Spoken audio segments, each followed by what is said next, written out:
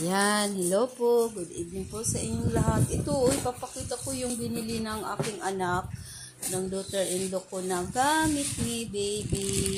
Kasi, malapit na siyang manganak. 6 months na siya. Kaya, ayan, inihanda na po nila ang gagamitin ni baby. Ayan po muna, yung una nilang binili, oh. Ayan, oh, stroller ni baby. Ayan. Oh. Ayan, ayan, ayan. Uy, ang ganda. Oh. Ganda naman. Oh. Tapos, ito pa. Mayroon pang isa. Ano yan? Yung crepe, susunod naman eh. Ito muna, inuna nilang binili. Ito. Ay, ang galing. Excited na kami. Excited na kaming lumabas si baby. Ayan, oh. Ayan ang kanyang stroller.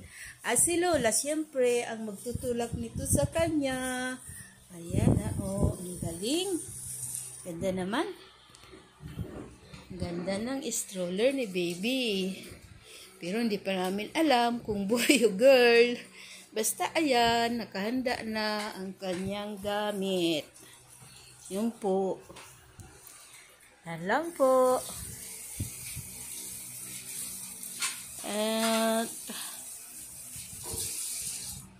nakakatuwa naman. Excited na ang lulo at lula sa paglabas ng aming apo, panganay na apo sa bunso. Ayan po.